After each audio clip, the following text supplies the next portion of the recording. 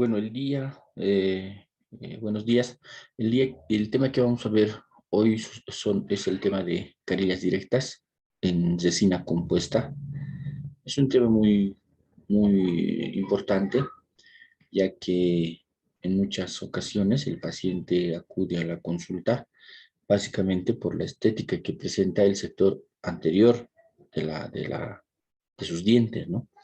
Entonces, en este sentido, vamos a tener que realizar la reposición o el cambio de color, ¿no es cierto?, de ciertas estructuras dentarias que están implicadas en esta alteración que ha podido tener el sector anterior, como les decía. Em, Primero vamos a definir a las carillas directas como bloques de resina compuesta que son colocados, ¿no es cierto?, en la parte anterior de los dientes. Generalmente, usualmente, se lo coloca de canino a canino y en el sector anterosuperior, ¿no? Que es el que más alteración en cuanto a color presenta y forma también, ¿no es cierto? Presenta en los pacientes, ¿no? Estos dientes pueden presentar alteraciones cromáticas, ¿no? Como pigmentaciones morfológicas, ¿no? Dientes pequeños o de alineación ligeras, giroversiones que básicamente nosotros tenemos que saber definir o guiar al paciente que no siempre necesiten ortodoncia, ¿no es cierto? A veces con un simple tratamiento de una carilla, ¿no? Una carilla dental, puede solucionarse esa leve giroversión que tiene. Pero para todo esto nosotros tenemos que conocer el fenómeno de la luz, ¿no es cierto? Ustedes saben que el único color real es el color negro, ¿no es cierto? El negro es el único color real que el cual nosotros podemos observar, ¿no es cierto? Lo demás básicamente viene de la descomposición de la luz, ¿no es cierto? Hay que conocer un poco la teoría perdón, del color, lo que les acabo de mencionar, ¿no es cierto? Que el único color que es puro es el color negro. Gracias a los fotorreceptores que nosotros tenemos en el ojo, podemos distinguir diferentes tipos de colores, ¿no? Pero, ¿qué escala nosotros podemos utilizar? ¿Cuál sería la más adecuada? ¿No es cierto? ¿Qué técnicas de selección nosotros podemos eh, tomar al momento de realizar lo que es una selección del color? En este aspecto, básicamente lo que se recomienda, ¿no es cierto?, es hacer una interacción, tomar medios fotográficos, eh, ayuda del paciente, ¿no? Para que nosotros podamos hacer la selección del color. Y esto me voy a esta parte básicamente, ¿no es cierto? La teoría del color es esta, ¿no? Entra y es válido con este prisma, ¿no es cierto? Que cuando un haz de luz ingresa, pues se descompone, ¿no? La descomposición de la luz se va a descomponer en lo que nosotros vamos a denominar luz visible, ¿no? Luz visible. Existen otros tipos de luces, ¿no es cierto? Pero nosotros, el ojo humano, el que detecta simplemente es un pequeño, ¿no? Es una pequeña parte de lo que podemos observar, ¿no? Que es a la capacidad de visión que nosotros tenemos, ¿no es cierto? Longitudes muy pequeñas, microondas, rayos infrarrojos, rayos ultravioletas, rayos X, rayos gamma, que nosotros no los podemos observar. Observamos a partir más o menos de 320 a 780 nanómetros. Eso es lo que nuestro ojo puede observar. Y no cuando observamos las longitudes de frecuencia más bajos, ¿no? De 320 nanómetros, la luz se hace más azul. Y cuando vamos subiendo, ¿no? Hasta 780 podemos observar, la luz se va poniendo más roja, ¿ya? Y este simplemente es este pequeño, ¿no? Esta pequeña área de luz que nosotros podemos observar. Pero también tenemos que nosotros saber diferenciar entre lo que son los cuerpos, ¿no es cierto?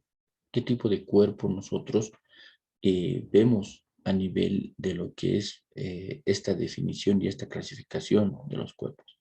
Vamos a ver cuerpos opacos, ya que prácticamente donde no se va a ver nada, ¿no? A través de este cuerpo, y aquí hay un ejemplo, este es el cuerpo, este es el cuerpo y este es el cuerpo, ¿ya? Simplemente la pelota de béisbol que ven por detrás, simplemente es cuánto podemos observar. Entonces, cuando vemos cuerpos oscuros, perdón, opacos, estamos viendo cuerpos a los cuales no se puede atravesar. El haz de luz, ¿no? Este haz de luz que impacta sobre el cuerpo, no puede atravesar, no puede atravesarlo, ¿no es cierto? Entonces, cuando hablamos de translúcidos, pueden atravesar, pero solamente parte. Los demás haces se desvían. Es por eso que prácticamente vemos borrosa esta parte de la pelota de béisbol, ¿no es cierto? Y los cuerpos transparentes son los que dejan atravesar todo lo que son los haces de luz. Hay que tener muy en cuenta, ¿no es cierto? Aquí siempre le preguntamos a todos en la clínica, ¿qué tipo de cuerpo es la resina? ¿Qué tipo de cuerpo es la dentina? ¿No? El esmalte, perdón. ¿Qué tipo de cuerpo es el esmalte? ¿Qué tipo de cuerpo es la dentina? Entonces, esto tienen que tomarlo muy en cuenta, ya que el esmalte es un cuerpo translúcido, ¿no es cierto? Nos deja ver parte de lo que es la dentina, ¿no es cierto? Y ahí se van sumando los colores, ¿no es cierto? La dentina tiene un color un tanto amarillenta, ¿no es cierto? Y con esa translucidez que presenta el esmalte, y el esmalte es blanco, ¿no es cierto? Nos va a dar otro tipo de tonalidad, ¿no? Un color medio amarillo con un color blanco transparente, entonces va armándose una tonalidad dentro de lo que es la pieza dentaria, ¿no es cierto? Este es un fenómeno de la luz, una pieza dentaria donde podemos observar los distintos espesores de lo que es el esmalte, ¿no es cierto? Miren, diferentes espesores, desde cervical hasta incisal, ¿no? Miren el espesor del esmalte aquí y aquí básicamente mucho más delgado. El color de la dentina, ¿no es cierto? Entonces son cosas que nosotros tenemos que saber reconocer al momento de poder realizar una restauración, una carilla dental en una pieza anterior, ¿no?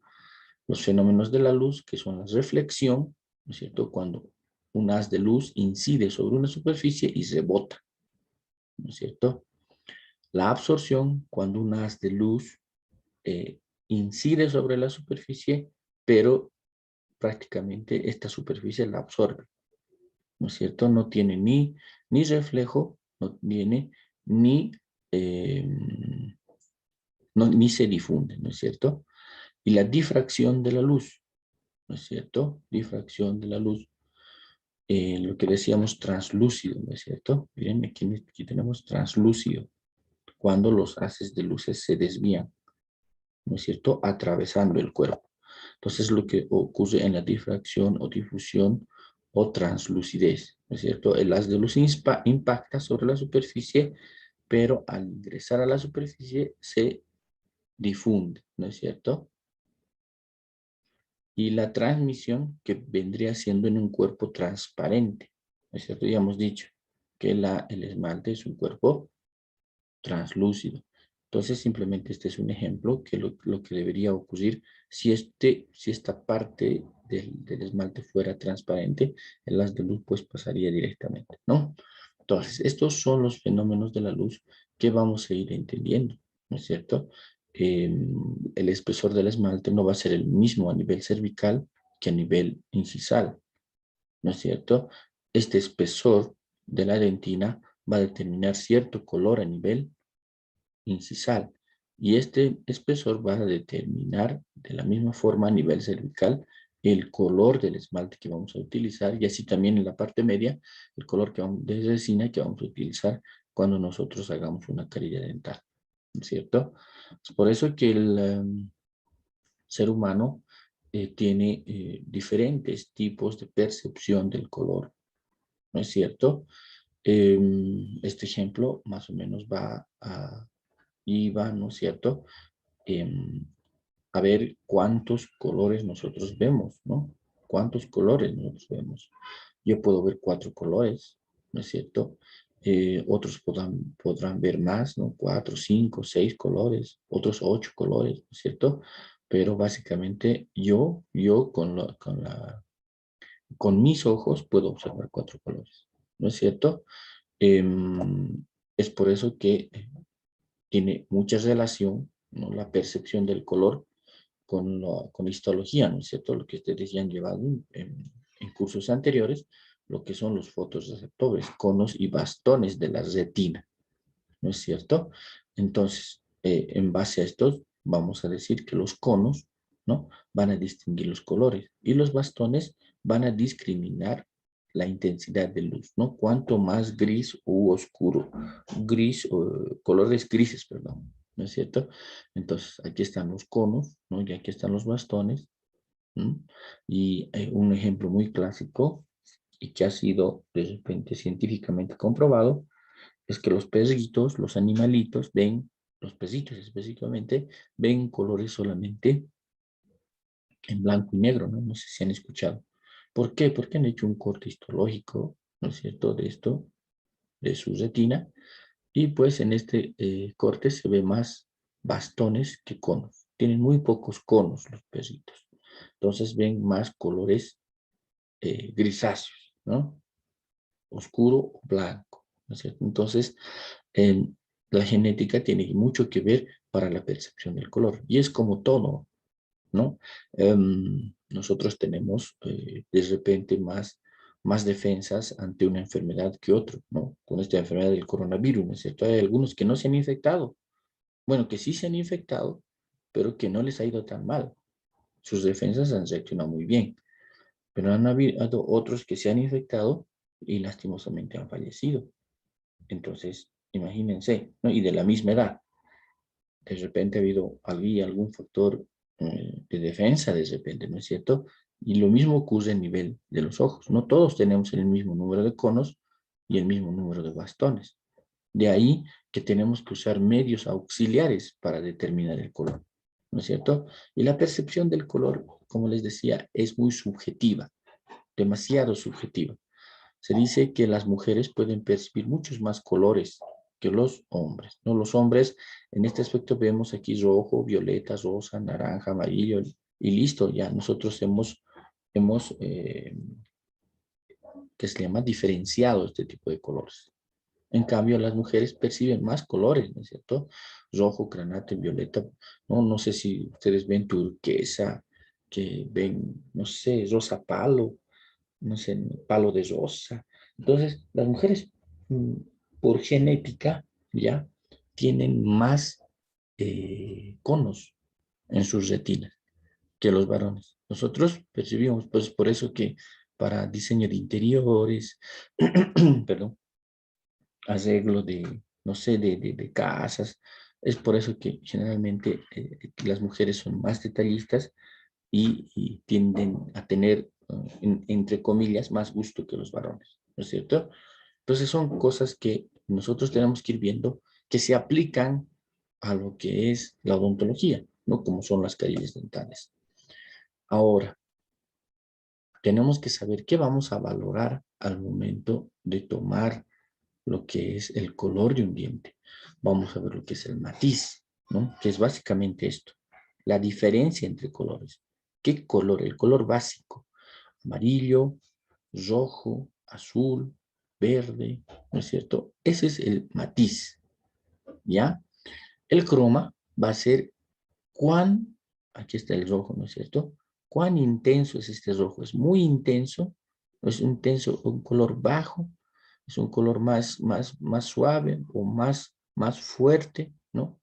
Cuán intenso es el rojo, ¿me entiende? ¿Ya? Y el valor se va a referir básicamente cuán claro u oscuro es este rojo, ¿me entienden? Cuán claro u oscuro es este rojo, ¿no? Aquí también tenemos que hacer hincapié en que mucho lo van a escuchar también, que es el brillo o la luminosidad del color. Cuán luminoso, cuán brilloso es este color, ¿ya? Tienen que saber diferenciar entre estos tres aspectos. Entonces estamos diciendo que el matiz es el color básico, el croma es cuán saturado, cuán intenso es ese color, y el valor es cuán luminoso, ¿ya? Cuán claro u oscuro es ese color. Y así vamos viendo, ¿no? Vamos tomando un poco el color, vamos viendo los dientes vecinos, vamos viendo, determinando el tipo de lesiones que tienen, qué es lo que queremos hacer, y mucho tiene que ver, si ven en estas imágenes, lo que es la anatomía de las piezas dentarias, que tenemos que verlo desde el aspecto más clínico posible, ¿no es cierto? Dentro de la selección del color, lo mismo que les acabo de decir, ¿no es cierto? Aquí primero vamos a ver el tono, qué color es el diente. Aquí vamos a ver la saturación, ¿no es cierto? Cuán intenso es ese color, ¿ya? Y aquí el valor, cuán brilloso es, ¿no es cierto? Si se dan cuenta que estamos viendo el tono, que es más o menos marrón, ¿no? Ese es un ejemplo simplemente. La saturación, cuán intenso es ese marrón, ¿no? Había sido un marrón un poco más claro. Y el valor, cuán brilloso, cuán luminoso, cuán blanco o oscuro es un poco oscuro, ¿no es cierto? Entonces, esos aspectos tenemos que tomarlos al momento de la selección del color. Pero también ustedes saben por anatomía que las piezas dentarias no son pues como unos dientes, como una masa, ¿no es cierto? Que se hubiera hecho a partir de una masa, diseñado un diente y colocado en la boca, ¿no es cierto? Tiene diferentes partes la pieza dentaria. El esmalte, la dentina, la pulpa dentaria, el cemento dentario, ¿es cierto? Colores que en definitiva van sumando al tipo de color que nosotros vamos a querer conseguir. Pero al margen de este tipo de color, tiene también ciertas características. El esmalte, por ejemplo, que recubre a todo lo que es la dentina a nivel de la corona clínica del paciente, tiene diferentes espesores, ¿no es cierto? En cervical, ya acabamos de verlo, en el tercio medio, en el tercio incisal, en mesial, en distal, ¿no es cierto? Tiene diferentes tipos. Entonces, esa translucidez, miren, esa translucidez que nos presenta el esmalte dentario, pues tiene que ser también reproducido en la pieza dentaria, ¿no es cierto? Que habíamos mencionado, que es la translucidez, que es la capacidad de un cuerpo para permitir el paso de luz parcialmente, porque cuando decimos el paso de luz totalmente, estamos hablando de un cuerpo transparente. Cuando hablamos de la capacidad de un cuerpo de permitir el paso, parcialmente el paso de luz, estamos hablando de un cuerpo translúcido, ¿no es cierto? Entonces aquí, con esta translucidez, nosotros podemos ver toda la anatomía que presenta, por ejemplo, la dentina, ¿no es cierto? Por debajo del esmalte. Entonces nosotros tenemos que ver de tratar de reproducir dientes naturales, porque ¿qué es lo que busca el paciente y qué es lo que buscamos nosotros también como clínicos poder brindar al paciente? Es este fenómeno de la naturalidad, ¿no? Y la naturalidad viene muy de la mano con la edad del paciente, si es adulto o es joven, ¿no es cierto? A ver, eh, por anatomía dentaria, Los dientes, ustedes saben que erupcionan con lo que son los famosos mamelones, ¿no es cierto? Los mamelones. Pero en un diente adulto, en un paciente adulto, cuyos dientes ya han trabajado, ¿no es cierto?, en el transcurso de la vida, estos mamelones, ¿no es cierto?, van desapareciendo, van desapareciendo. ¿Por qué? Producto del uso del paciente. Ahora, cuando viene un paciente adulto, pues nosotros tendremos que hacerlo de una forma más natural, con ese desgaste que ha tenido a través de los años. No podemos colocarle a un paciente unos dientes con mamelones, ¿no es cierto? No lo va a ver natural, no se va a ver natural, va a haber una diferencia entre los dientes contiguos, entonces tenemos que tratar de dar una apariencia natural. En cambio, en un paciente joven, pues tendremos que evaluar, tendremos que ver cómo es el diente vecino o los dientes antagonistas, ¿no es cierto? Para poder reproducir la misma anatomía que está presentando al momento el paciente. Otro de los fenómenos que tenemos que tratar de simular que básicamente ninguno de los materiales dentales viene con esta característica del esmalte, ¿no es cierto? Porque la opalescencia es un fenómeno que básicamente se da en lo que es el esmalte dentario, ¿ya? ¿Por qué? Porque es un cuerpo translúcido. Esta es una piedrita de opalis, ¿ya? En la cual, si ustedes se fijan bien, ¿no? Y tienen que observarlo bien, el haz de luz impacta sobre el cuerpo. Es un cuerpo translúcido, obviamente, porque está atravesando parte de la luz, como habíamos dicho. Incide sobre este cuerpo, parte de la luz se queda, ¿no es cierto? En este caso, las ondas cortas, ondas cortas. ¿Por qué? Porque es color azul celeste, ¿no es cierto? Y parte de los haces de luz pasa, las ondas largas, ¿no es cierto? Colores rojizos. Entonces, ahí está este fenómeno de la opalescencia, ¿no? Entonces, yéndonos a un ejemplo ya de una pieza dentaria, aquí está incidiendo la luz blanca, ¿no? Está incidiendo, parte de la luz se está quedando en el esmalte dentario, ¿no es cierto? Y esto nos va a dar un color a nuestros ojos, porque aquí está vestibular, de un borde incisal azulino, ¿no es cierto? Color azul. Pero cuando nosotros colocamos nuestro espejo bucal por palatino, este color azul que vemos por vestibular lo vamos a ver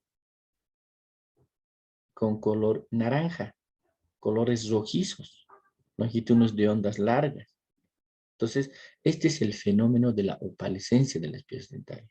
Lamentablemente, como les decía, nosotros a nivel de materiales dentales producidos por las diferentes casas dentales, fábricas, no existe un material que tenga esta característica de opalescencia.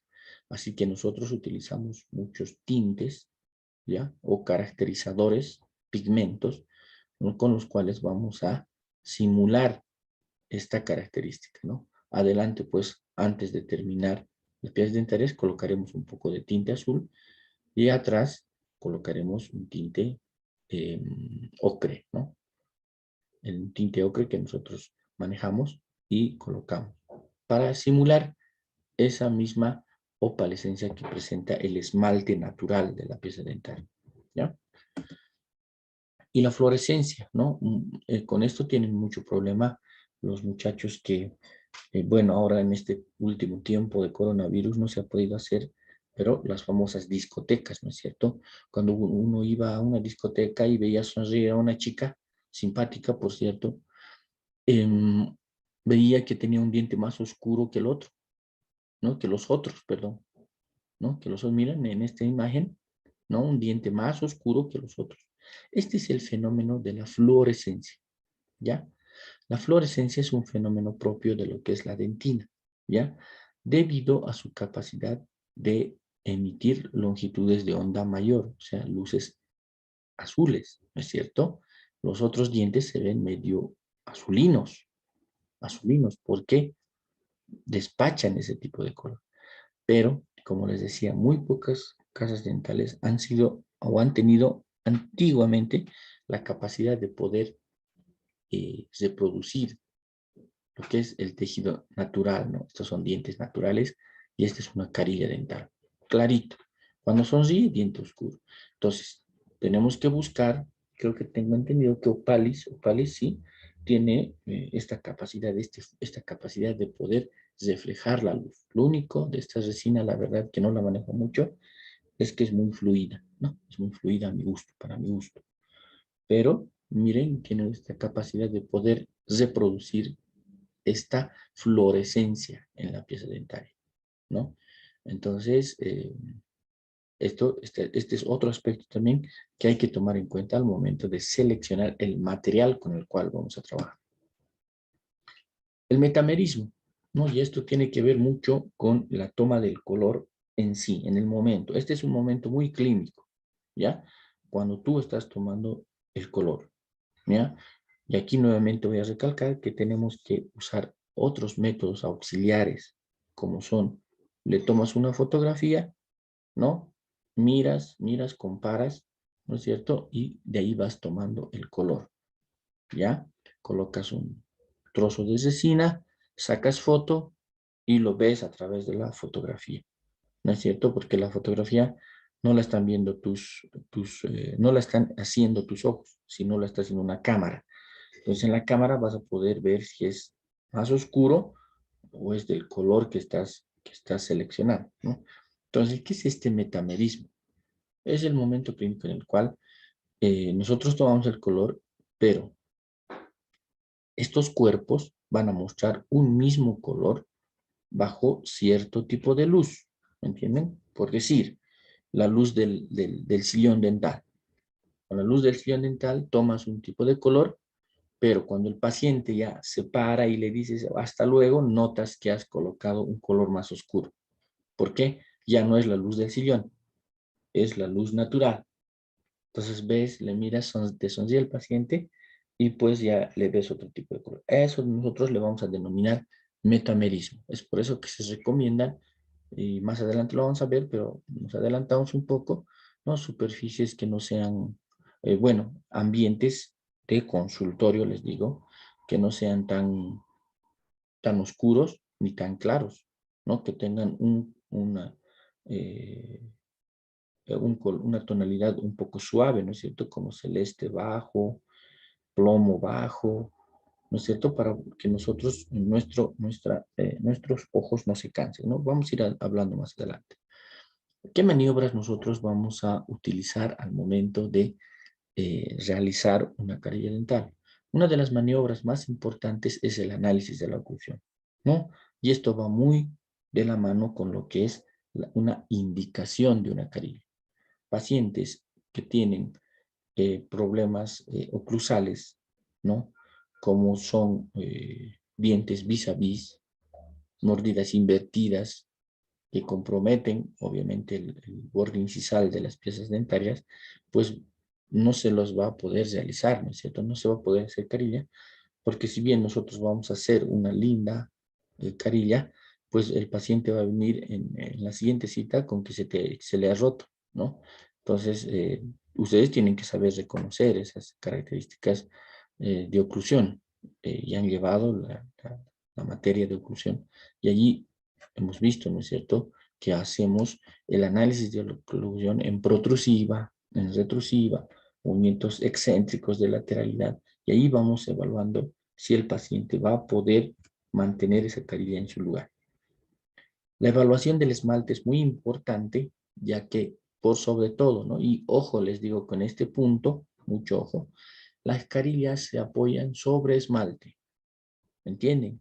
Esmalte dentario en carillas. No se puede hacer sobre dentina debido al fenómeno de la adhesión, ¿ya? Al fenómeno adhesivo que nosotros utilizamos al momento de hacer una carilla dental, ¿ya? Y esta es una condición importante para poder realizar una carilla, ¿ya? Otro tema va a ser la verificación de tipo y extensión de las manchas o pigmentos, ¿no?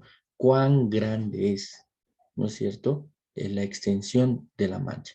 ¿Por qué está producida? Puede ser simplemente que el paciente en ese momento haya consumido algún colorante o tal vez reiterativamente consume algún colorante y te dice, no, quiero hacerme las carillas, pero básicamente con otro tipo de tratamiento como puede ser el blanqueamiento dental, ¿no es cierto?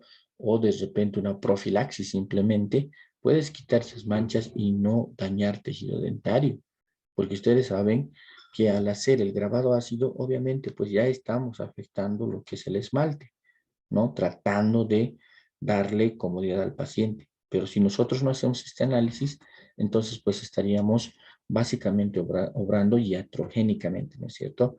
Eh, Queriendo, digamos, hacer un tratamiento que no era necesario.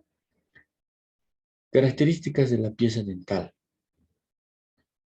No, tenemos que evaluar en esta parte mucho de lo que es el tamaño del diente, ¿no?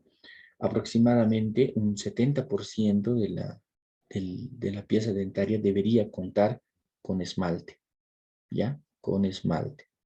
Y a lo mismo se va características, dientes microdontos, dientes pequeños, dientes disfomórficos, en los cuales nosotros podemos hacer carillas, pero tenemos que tener por lo menos un 70% íntegro de la pieza dental, ya sea por caries o por dientes pequeños, ¿ya?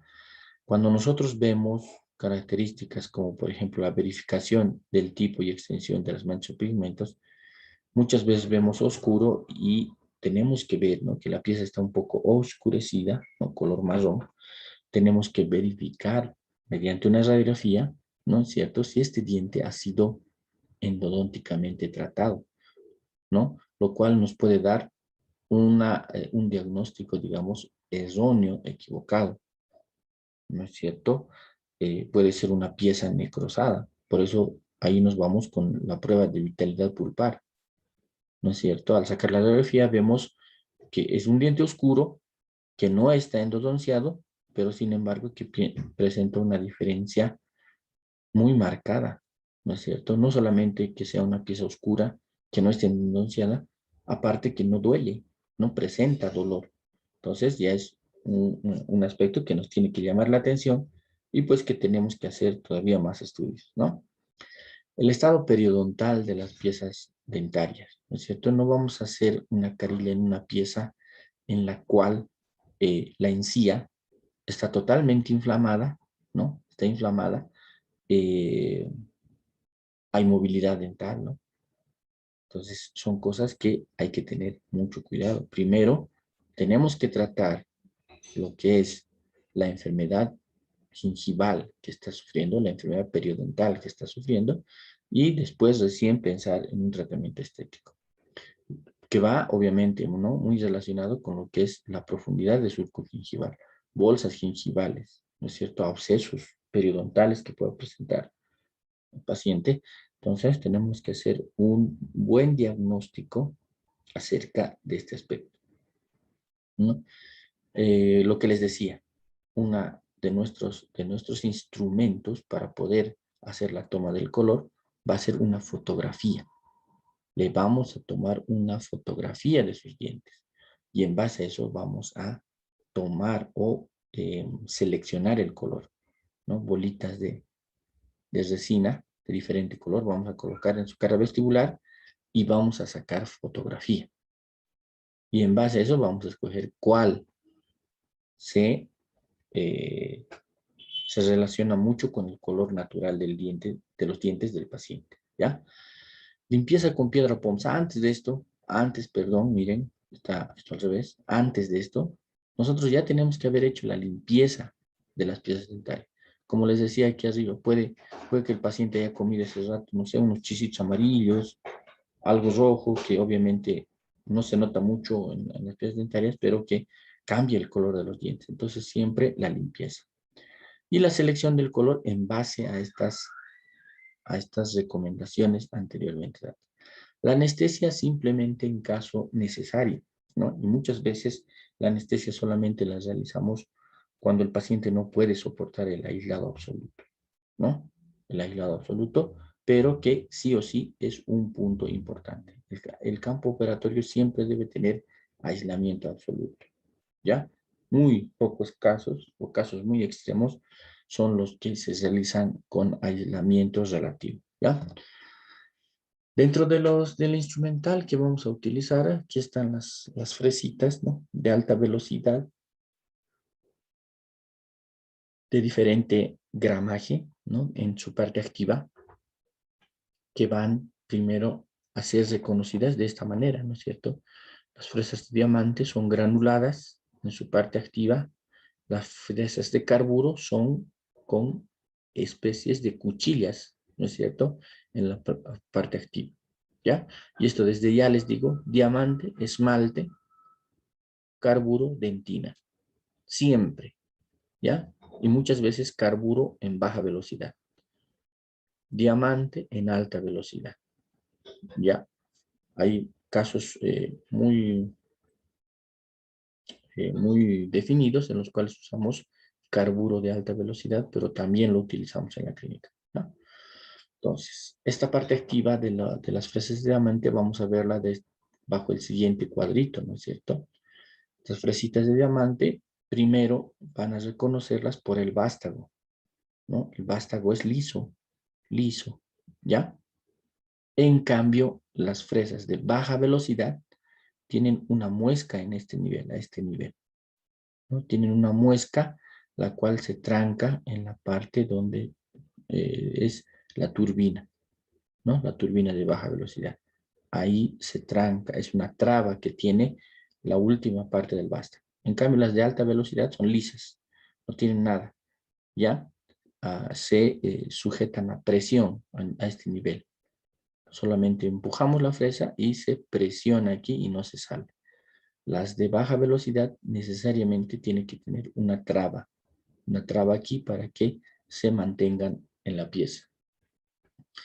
Bueno, estos son los gramajes, ¿no? Cuando vemos un aro blanco, ¿no? Un aro blanco, estamos hablando de grano ultra fino. Cuando vemos fresitas con aro amarillo, vemos grano súper fino. Aquí aro rojo, grano fino, aro azul, grano medio, aro verde, grano grueso y aro negro, súper grueso, ¿ya? ¿Cuáles generalmente usamos? El grano grueso, súper grueso, perdón, el aro azul, aro rojo y aro amarillo, ¿ya? Esa es la que mayormente vamos a encontrar incluso en las casas dentales que están por la universidad, ¿no? Y obviamente todas estas funcionan con una turbina, ¿no es cierto? Turbina de alta velocidad. Sabemos que también existe turbina de baja velocidad, ¿no? Micromotor más su turbina, ¿ya? Y esto simplemente, como dice este subtítulo, es recordarles que la pieza dentaria tiene sus tercios, ¿no es cierto? Radiculares, coronales, mesiodistales, ¿no? Vestíbulo palatino, ¿no es cierto? Tiene. Entonces nosotros, ¿por qué les digo esto? Porque en base a esto, nosotros tallamos lo que son las carillas dentales. Ya básicamente esta parte de arriba es la que me interesa que ustedes recuerden, ¿no? Tercio incisal, tercio medio, tercio cervical, tercio distal, tercio medio, tercio mesial, ¿no es cierto? Tercio labial, tercio medio, tercio lingual o palatino.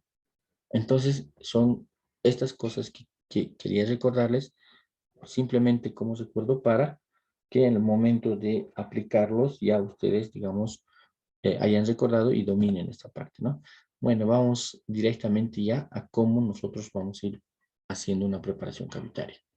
Antes de esto, siempre es recomendarles que el tallado de una carilla, la selección, el diagnóstico de una carilla, siempre va a estar relacionado con la gravedad, ¿no es cierto? Con la necesidad del paciente de tener una estética anterior eh, que vaya a contribuir no solamente a que su diente se vea bonito, sino también a el desarrollo psicosocial de los pacientes, ¿no es cierto? Hay muchos pacientes retraídos por causas estéticas, dientes oscuros, dientes fracturados, ¿no? Entonces, tiene mucho que ver con esto, ¿no? Y la selección del color, la manipulación y las capacidades del operador para poder hacer todo este trabajo, ¿no?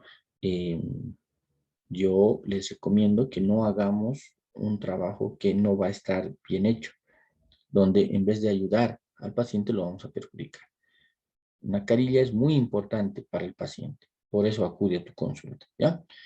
Bueno, bajo estas recomendaciones vamos a ver cuál sería la profundidad del tallado, cómo tallamos la pieza dentaria, ¿no? Esto vamos a ver según la forma del diente y el cambio de color, ¿no? El esmalte, como les decía, el espesor del esmalte, las características morfológicas no son las mismas en un incisivo central, en un incisivo lateral y en un canino. Varían. El canino tiene solo una cúspide, el lateral es más pequeño, tiene ángulos un poco eh, más abiertos, ¿no es cierto? El incisivo central es un diente más ancho, ¿no? O sea, son varias cosas las que observamos desde un punto de vista general. Desde un punto de vista ya un poco más clínico, vamos a ir reconociendo tercios, ¿no es cierto? Vamos a ir reconociendo tercios, tercio gingival, tercio medio, tercio incisal. Pero, ¿para qué hablamos esto? El diente no es recto, jóvenes, ¿no? No es recto. Entonces, por lo tanto, el tallado se va a tener que ir respetando estos tercios, ¿ya? Siempre vamos a respetar estos tercios durante el tallado de carillas dentales, ¿ya? Esta curvatura, esta convexidad que tiene la cara vestibular va a tener que ser respetada al momento de hacer un tallado de la pieza dentaria. ¿Cuánto aproximadamente tiene en el tercio gingival el espesor del esmalte? Estamos hablando aproximadamente de 0,5 milímetros. A nivel del tercio medio, de 1,4 y a nivel del tercio incisal, de 1,8 milímetros. En un diente natural, en un diente normal. ¿Ya? Y este simplemente es un parámetro, ojo, ¿ah? Es un parámetro. Porque el incisivo lateral tiene menos, el canino tiene de repente un poquito más, al ser un diente más voluminoso. Pero estamos hablando de parámetros. Parámetros para los dientes anteros superiores, ¿ya? Más o menos estamos en esto.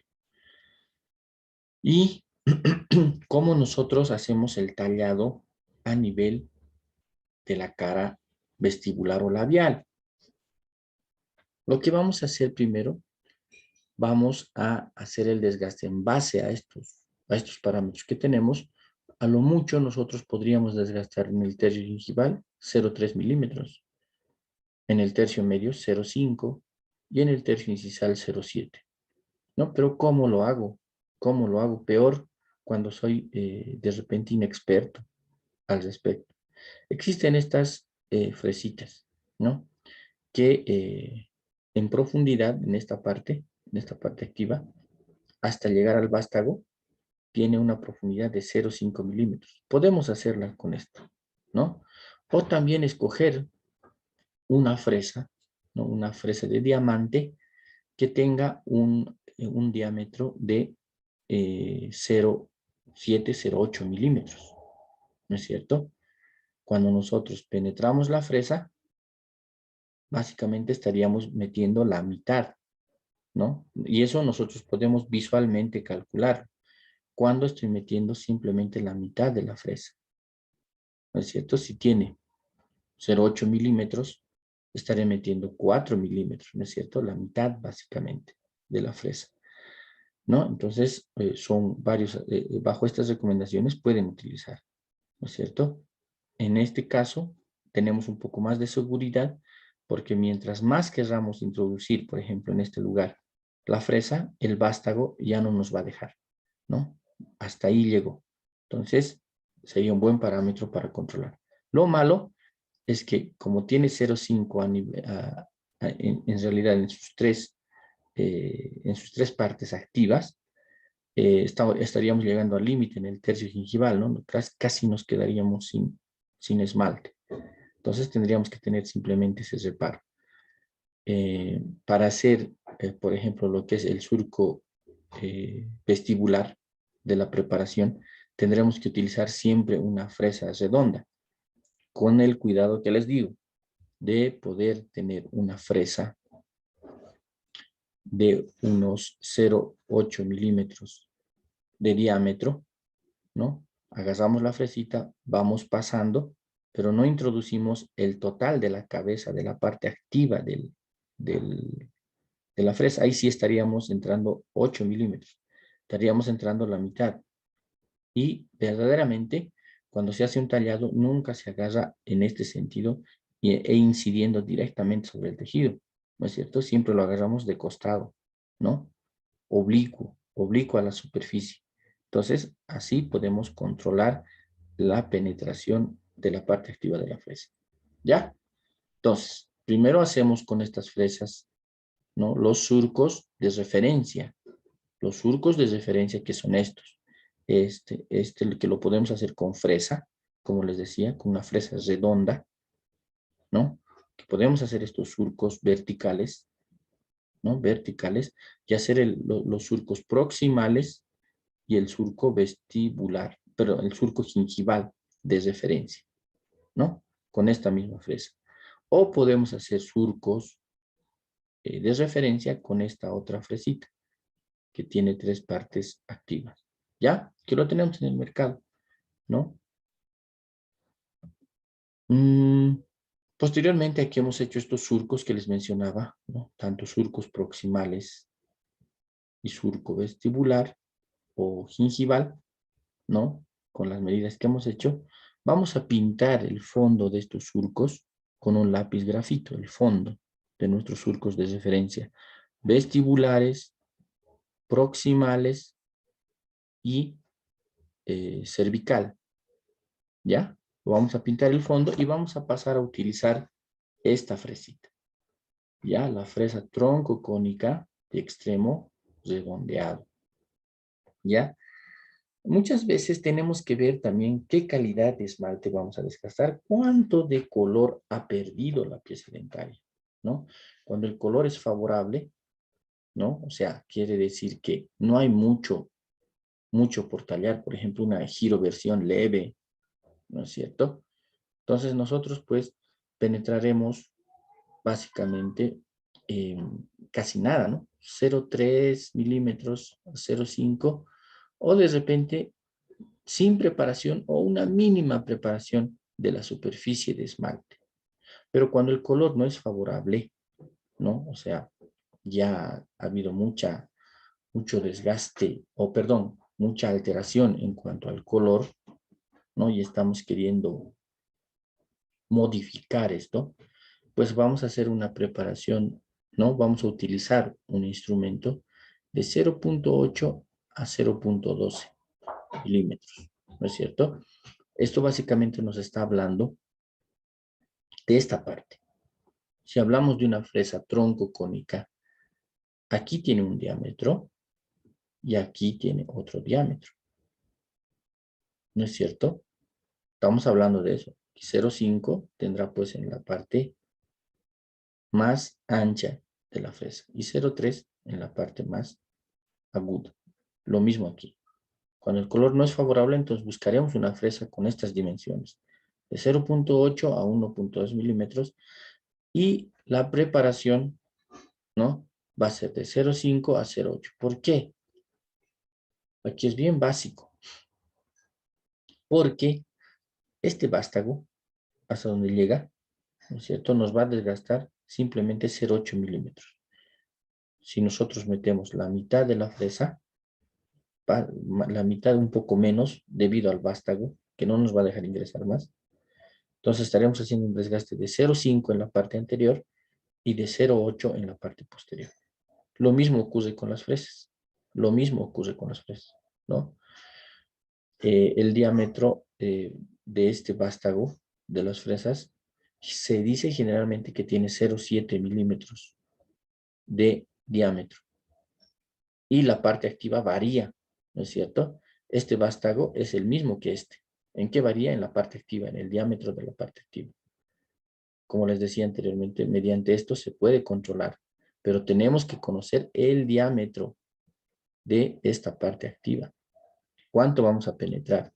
Si esto, a ver, imagínense, si esto tuviera 1 milímetro, lo dividimos en 4, ¿no es cierto? Aquí, 1, 2, 3, 4, ¿no es cierto? Si tiene 1 milímetro y el vástago no me deja entrar más, 1 milímetro dividido entre 4, estaríamos hablando de 0,25 de milímetro. Entonces solamente ingreso 2,5 milímetros, 2 milímetros y medio. Sí, ¿por qué? Porque el vástago no me va a dejar ingresar más. Si agarro la fresa en un sentido de repente paralelo a la superficie que voy a desgastar. Pero generalmente siempre inclinamos un poco, ¿no es cierto? Entonces va a penetrar hasta aquí. Entonces ahí estaré garantizando de que no estoy ingresando más de los 3 milímetros. Si aquí era 2,5, hasta aquí será pues 3 milímetros. No es cierto, 0,3 milímetros, perdón. 0,3 milímetros. ¿No es cierto? Y así garantizo no estar ingresando más de lo debido, ¿no? Ahora miren aquí la parte activa hay de 0,5, de 0,7, ¿no? Y así podemos ir viendo el diámetro de las fresas. En la preparación cavitaria lo que quiero que tengan muy en cuenta, ¿no? Es esta parte. Primero, antes, aquí está el ejemplito que les decía, ¿no es cierto? Ahí está la fresa. Generalmente nunca vamos, miren, este es el eje longitudinal del diente. Aquí está el borde incisal y está el diente en este sentido. Pero nunca agarramos la fresa en este sentido. Y aquí está la forma de agarrarla, ¿no es cierto? Oblicua a la superficie, ¿no? ¿Qué nos dice este ejemplo? El tamaño de la parte activa, que es de 1,6 milímetros, ¿no es cierto? Miren, aquí está el vástago, 0,7, ¿no? Y si tiene 1,6, solamente estaríamos ingresando 0,6 milímetros a lo que es la superficie del esmalte. Entonces, con esa, con estos cálculos, básicamente no estaríamos dañando lo que es el esmalte dentario. En cuanto a hacer estos surcos, porque lo vamos a hacer con esta fresa, estos surcos, ¿ya? Estas fresitas simplemente están básicamente desgastando lo que es ya los surcos de referencia que habíamos hecho, ¿no? Esta fresa troncocónica de extremos redondeados simplemente está desgastando eso. Ya hemos pintado nuestros surcos de referencia y está desgastando. Pero con esta fresa vamos a determinar, vamos a tratar de no hacer con esta fresa lo que es el terminado cervical de nuestra carilla, ¿ya? Y siempre esta es la forma correcta, está correcto, determinar el margen de una carilla yuxtagingival, al mismo nivel, donde termina la encía, empieza nuestra preparación. Cuando hacemos esto, a veces, muchas veces, tiende al fracaso. Ustedes saben que en el surco clavicular, el líquido clavicular va a ser el más agresivo, ¿no es cierto? Eh, Cualquier líquido es muy dañino para cualquier cosa, ¿no? Hay, eh, labra la piedra, incluso el agua, ¿no es cierto? Una gota con los años labra la piedra. Entonces, bajo ese concepto, nosotros tenemos que tener mucho cuidado al momento de realizar el terminado cervical, ¿ya? Y aquí tenemos la preparación ya en las caras proximales. Hasta aquí hemos hablado de la parte anterior de la cara bucal de las piezas dentarias. En la cara proximal, esto es un aspecto muy importante, ¿ya? No toquen puntos de contacto, ¿ya? No toquen puntos de contacto. En este caso se ha tenido que tocar porque básicamente eran resinas las que se han retirado de ahí, ¿no? Resinas que ya estaban hechas anteriormente. Entonces aquí igual se ha tenido que tocar porque eran resinas. Las piezas dentarias ya estaban tocados los puntos de contacto. Pero cuando no, miren, aquí, por ejemplo, no se ha tocado básicamente el punto de contacto, ¿no? Entonces, traten de no tocar. Y nuestra preparación, cuando nosotros realizamos la preparación a nivel vestibular, debe llegar básicamente a un cuarto de la cara proximal. ¿Recuerdan este dibujito? Les decía, ¿no? Esta cara la dividimos en 4, ¿ya? Y simplemente un cuartito, o sea, esta partecita, ¿no? De la cara bucal debe tocarse. La tercera, cuarta parte no se la toca. Ya, esta no toca. No tocamos puntos de contacto. Nunca, ¿ya? Esto lo vamos a hacer con una fresa troncocónica de extremo redondeado. ¿Ya? Fresa troncocónica de extremo redondeado. No vamos a tocar el punto de contacto nunca, porque es algo muy difícil de poder conseguir. Y el tercio incisal, que básicamente nosotros en la clínica lo que vamos a ver es este, sano. El deteriorado o alargamiento no lo vamos a hacer. ¿Por qué? Porque básicamente es un tratamiento ya un poco más complicado, ¿no? Y es así como nosotros vamos a realizar. Tenemos que respetar la anatomía de la cara vestibular. ¿Ya? En resumen, les decía, vamos a hacer el surco vestibular, surco cervical, con una fresa redonda. El terminado tiene que ser yuxtagingival. Donde termina la encía, empieza nuestra preparación, sin dañar la encía. ¿Ya? Vamos a hacer surcos guías de referencia, ¿no es cierto? Ya está hecho el cervical y vamos a hacer los surcos guías de referencia hasta los surcos proximales, ¿no? Estos surcos proximales, habíamos dicho, prohibido tocar el punto de contacto y tiene que abarcar hasta un cuarto de la cara proximal. Un cuarto de la cara proximal. Con una fresa troncocónica de extremos redondeado, unimos todas estas, una vez que hemos hecho con lápiz grafito, hemos pintado el fondo de estas, de la profundidad de estos surcos de referencia, procedemos al desgaste de todo en sentido mesiodistal, ¿no? Desgastando de a poco hasta hacer perder los surcos de referencia que hemos perdido y pues ya tenemos el tallado de nuestra carilla dental, ¿no es cierto? Ahora este videito vamos a ver. Aquí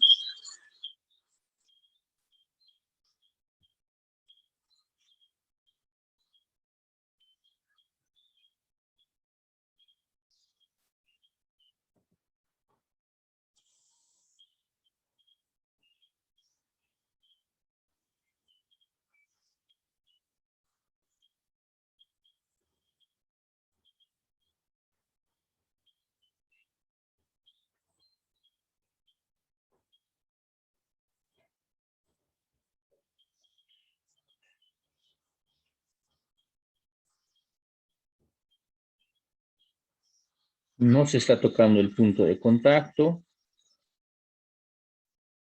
Miren el terminado. Miren.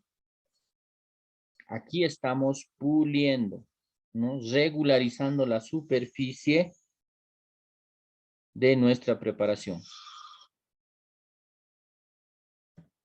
¿No es cierto? Ahí hemos visto cómo se ha ido puliendo con un disco Soflex toda la superficie de nuestra preparación. Cuando hemos visto las partes proximales, no estaba tocado el punto de contacto. En cervical, donde terminaba nuestra preparación cavitaria, empezaba la encía, ¿no es cierto? Entonces, hay que tener en cuenta esos aspectos. Dentro de la técnica, ya una vez que hemos terminado nuestra preparación, pues tenemos la técnica adhesiva. Esto es un poco más complicado, ¿no? De repente en los pasos y en los materiales que vamos a contar en la clínica no los vamos a tener muchos, pero es necesario que lo conozcan. La técnica adhesiva, la opacificación, ¿no? Cuando el diente es muy oscuro.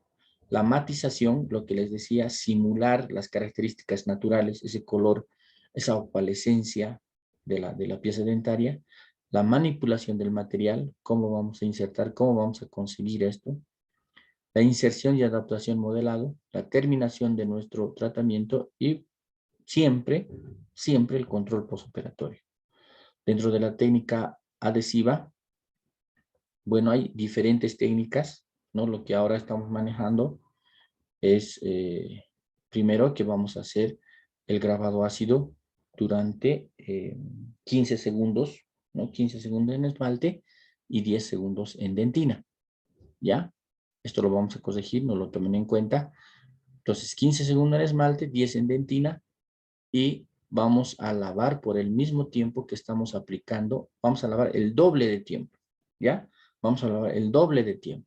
Si hemos aplicado 15 en esmalte, 30 segundos lavaremos. Vamos a aplicar 10 segundos en dentina, 20 segundos lavaremos, ¿ya? Entonces, esa va a ser nuestra técnica adhesiva.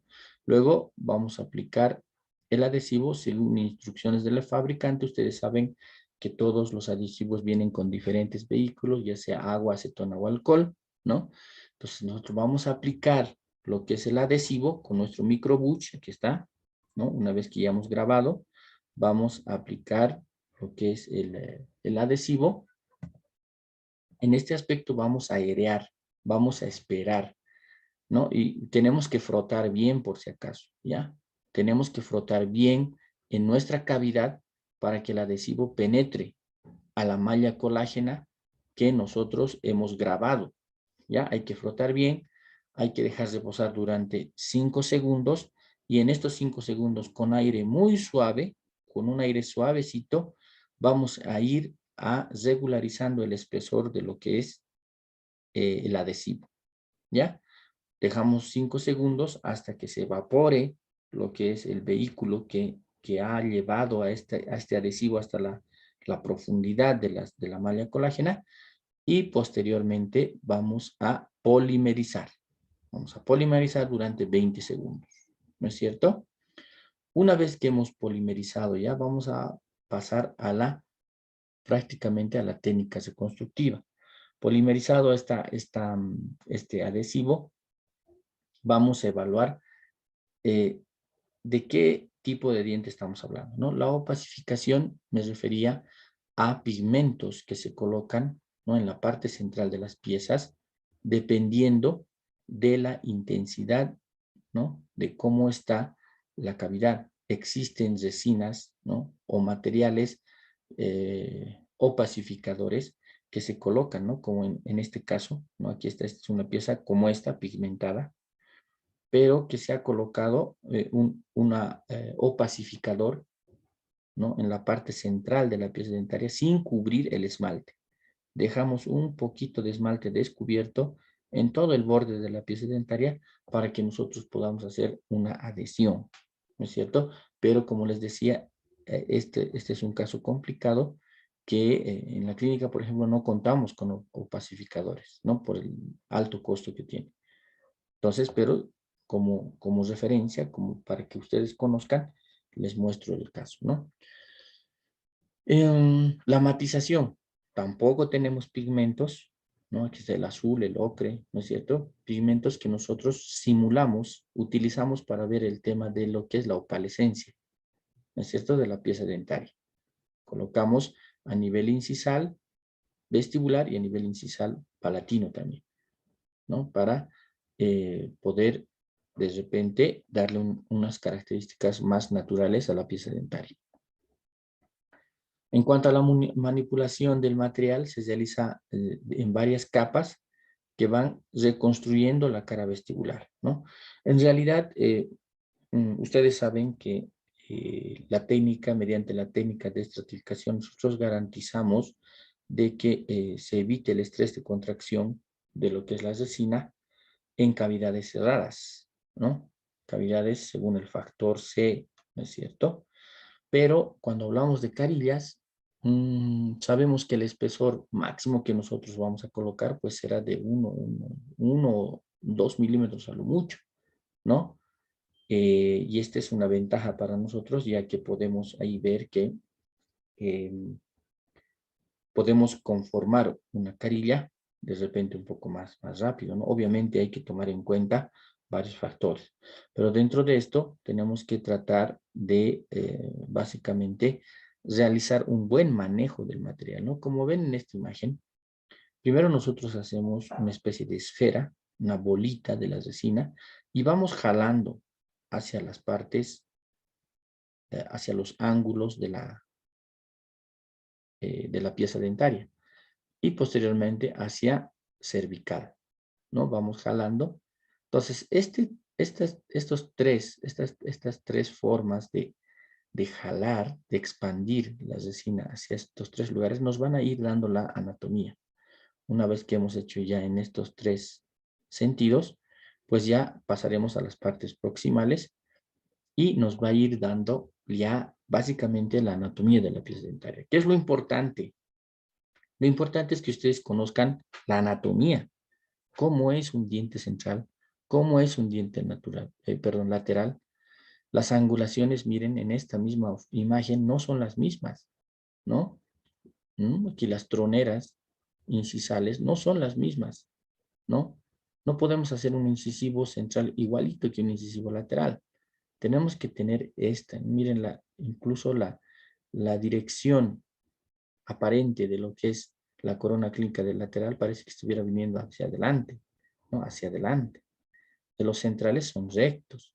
Entonces, tienen que leer un poco también de lo que es anatomía dentaria. Ustedes ya lo han llevado en segundo año, entonces no es muy difícil para ustedes ya saber reconocer estas características. Una vez que ya hemos terminado nuestra reconstrucción, obviamente va a existir una capa inhibida, ¿no es cierto? Cuando nosotros terminamos la resina, existe una capa inhibida, una capa que no se ha polimerizado producto de la aplicación de luz halógena. Entonces hay dos formas, ¿no? Para poder concluir esto, o le colocamos glicerina, ¿no? Glicerina, pasamos una pincelada con glicerina y polimerizamos. Así se polimeriza la capa que no estaba polimerizada, la capa inhibida. O en definitiva también con el pulido y acabado, ¿no? Que le vamos a denominar la terminación, vamos a conseguir esto, ¿no es cierto? En esta terminación también tenemos que considerar, ¿no? Que la finalización de una resina consta de 3 pasos. Primero está la terminación o acabado, el alisado que nosotros vamos a realizar, vamos a dar forma a nuestra resina, y el último, el pulido, donde vamos a sacar el brillo, ¿ya? Ojo, ¿no? La finalización de una resina la vamos a hacer en 3 pasos. El terminado o acabado, el alisado y finalmente el pulido o brillo que le vamos a dar, ¿ya? Entonces, mediante estos podemos, una vez que hemos terminado nuestra resina, podemos agarrar un bisturí, pero con mucho cuidado, ¿no? Con mucho cuidado para retirar los excesos proximales que nosotros hayamos generado en nuestra resina, ¿ya? O también con piedras diamantadas, ¿no? De grano fino, para darle la forma, ¿no es cierto? Vamos a hacer el acabado. Vamos a retirar los excesos de nuestra restauración que se hayan presentado durante el procedimiento de reconstrucción, ¿no? Posteriormente a esto se le denomina alisado, vamos a darle lo que nosotros denominamos lo que es el alisado. En el alisado le vamos a dar la anatomía a la pieza dentaria, ¿no? En el acabado le estamos quitando todos los excesos de nuestra restauración. Estamos conformando la forma general que le vamos a dar a la pieza dentaria. En el alisado ya le vamos a dar la anatomía. Esto lo podemos hacer con fresas de 12 filo, disco soflex mediano o fino, ¿no? Y así realizamos el alisado de nuestra restauración, de nuestras carillas. Y por último, le vamos a sacar el brillo, ¿no? Con gomas siliconadas, discos abrasivos de grano fino, y aquí vamos a aumentar lo que es la pasta diamantada, ¿no es cierto? Con pastita diamantada vamos a colocar la pieza dentaria y con nuestras gomas siliconadas y discos abrasivos de grano fino vamos a darle el brillo final. Y así vamos a terminar nuestra restauración. Recordarles, ¿no? Que tenemos que tomar en cuenta estas troneras. Miren, en todo lado hay troneras. Troneras son los triángulos que presentan. Aquí hay otro triángulo, ¿no? Troneras gingivales, troneras incisales, troneras mesiodistales, ¿no? En todo sentido nosotros vemos, perdón, a la pieza dentaria. Aquí hay otro video. Miren, aquí el único error es que el operador no ha colocado un aislado, ¿no es cierto? Y esto es importante. Tenemos que aislar ya sea con, con matriz de celuloide, o tiras de celuloide, ¿no? En el espacio interdental, o también con teflón, ¿no? Muchas veces colocamos teflón, los recubrimos este diente y también recubrimos este diente. No es el único error que he podido ver en este aspecto, pero veamos, ¿no? Cómo va.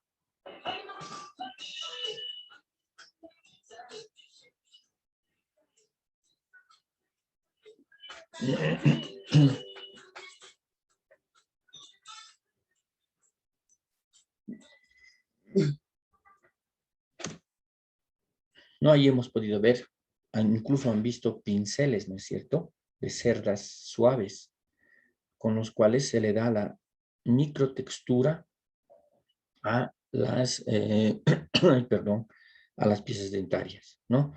Recordar también que la pieza dentaria tiene macrotextura, que son los mamelones de formación de la pieza dentaria, medio, distal, mesial, ¿no es cierto? Es por eso que tienen como una especie de surcos en la cara vestibular, ¿ya?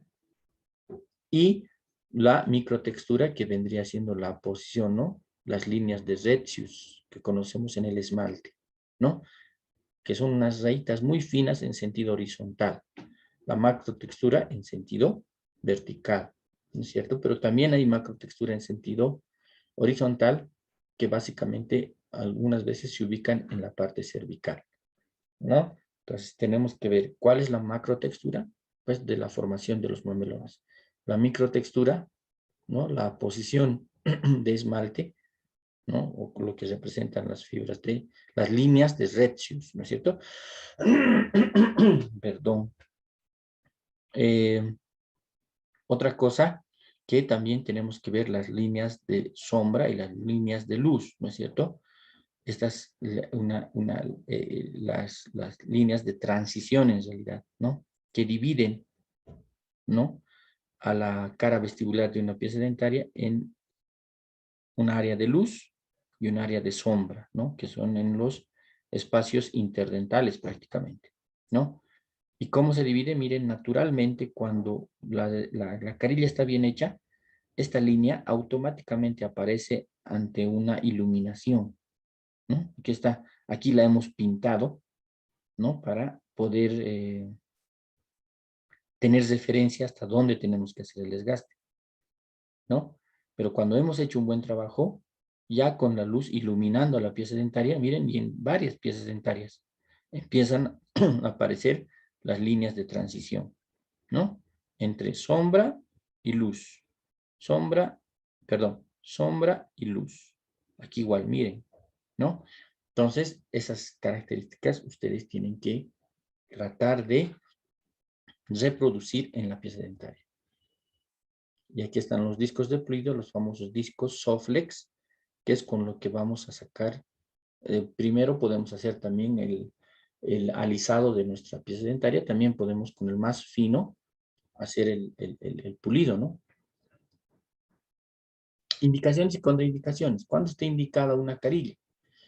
Cuando hay una cantidad, ¿no? Primero, indicado cuando no se ha conseguido el mejoramiento con otros métodos. ¿A qué me refiero? Una limpieza, una profilaxis, no ha cambiado el color. Listo. Hemos acudido a un blanqueamiento dental, no ha cambiado el color. Entonces recién vamos viendo de hacer una carilla. Pero para esto, ¿qué tiene que tener el diente?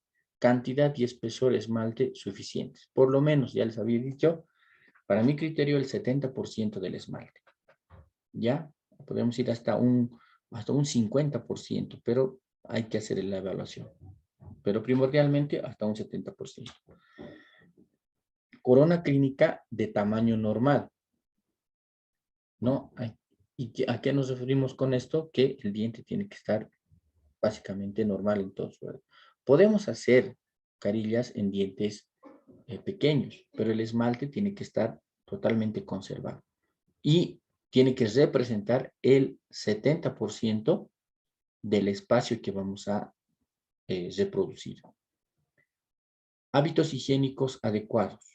¿no? Por más que el paciente, digamos, venga con toda la predisponibilidad de, por algo que le afecta, hacerse una carilla, si no tiene hábitos adecuados, pues nuestro tratamiento va a ser un fracaso. De la oclusión ya habíamos hablado, ¿no? Uno de las primeras maniobras que tenemos que hacer es la evaluación de la oclusión. Dientes vis a vis, no. Contraindicado, coronas clínicas muy cortas, erosiones muy extensas, más del 50%, poco esmalte bucal, más del 50%, hábitos oclusales traumáticos, bruxismo, interferencias oclusales, ¿no es cierto? Oclusión vis a vis, mala higiene, restauraciones grandes, ya está reiterativo, y enfermedad periodontal. Lo primero, mandar al periodoncista a que se haga un tratamiento. Ventajas, ¿no? Que es de una sola cita y el costo es más económico. Desventajas, y esto es lo más principal, ¿no? La experiencia del operador, ¿no? Después hay un cambio de color con los años. Puede haber posibles fracturas, de repente por una mala diagnóstico de la oclusión, y pues que el material se desgasta un poco más rápido, ¿no? Pues vamos viendo este otro videito.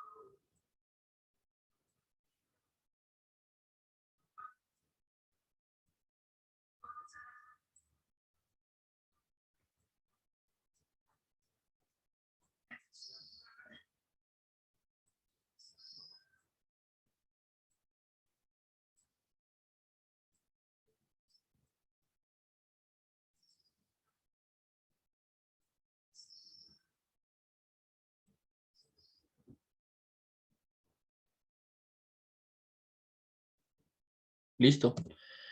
Ahí han visto en esta última imagen, por ejemplo, una responsabilidad también, ¿no? A veces simplemente queremos cumplir un trabajo o hacer un tratamiento, porque sabemos que del otro no nos va a pagar, pero es importante informarle al paciente que tiene una lesión de repente al lado de la pieza dentaria que hay que reparar antes de hacer el siguiente trabajo o el trabajo por el cual ha acudido a nuestra consulta, ¿no es cierto?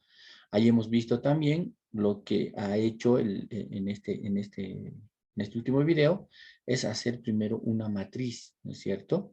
Colocar un esmalte, ¿no? Palatino para poder reconstruir toda la pieza dentaria, ¿no? Son básicamente cosas que vamos observando y vamos aprendiendo conforme vamos avanzando la parte clínica y aparte también el uso de las matrices seccionales, ¿no es cierto? Las matrices seccionales son curvas, son pequeñitas, son como unas riñoneras pequeñitas. Entonces, colocamos en los espacios interdentarios y esta forma, esta curvatura que tienen las matrices seccionales nos van a dar al final la forma de repente más adecuada para la pieza dentaria. Bueno, creo que con esto hemos terminado y bueno, nos estaremos encontrando ya en otra oportunidad. Hasta luego.